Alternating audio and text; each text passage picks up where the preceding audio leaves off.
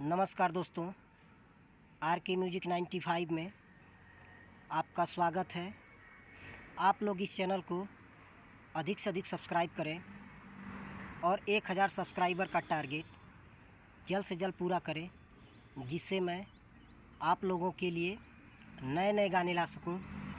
आज मैं लेके आया हूं एक बोलबम सॉन्ग। अगर अच्छा लगे तो लाइक और शेयर ज़रूर करें। तो आइए देखते हैं मुखड़ा।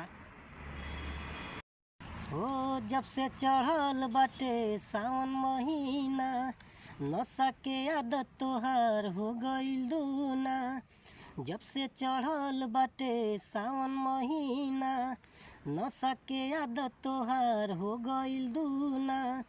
बात के हमारा ना फर्क होला, छाने ल भंगिया के गोला।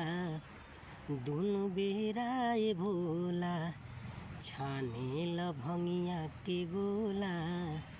दुनु बेराए भोला। आइए देखते हैं अंतरा। हो अरे बरसे बदरवा चुएला पलानी, पी के गाजा झूमेली भोला दानी। हाँ बरसे बदरवा चुएला पलानी, पी के गाजा झूमेली भोले दानी। हो अरे बाटे निहोरा तनी नयन खोला, छाने ल भंगिया के गोला। दुनु बेराए भोला, छाने ल भंगिया के गोला।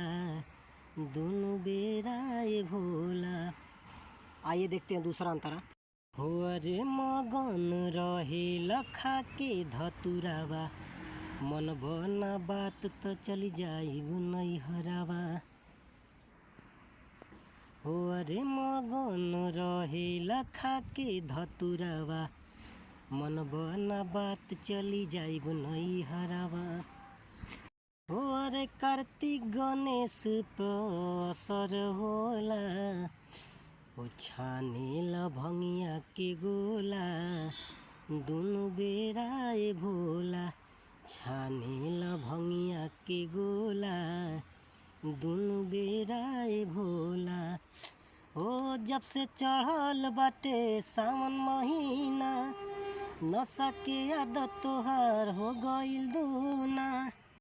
ओ जब से चढ़ल बाटे सावन महीना, नशा के आदत तोहार हो गइल दूना। बात के हमारा ना फर्क होला, हो अरे छाने ल भंगिया के गोला। दुनु बेरा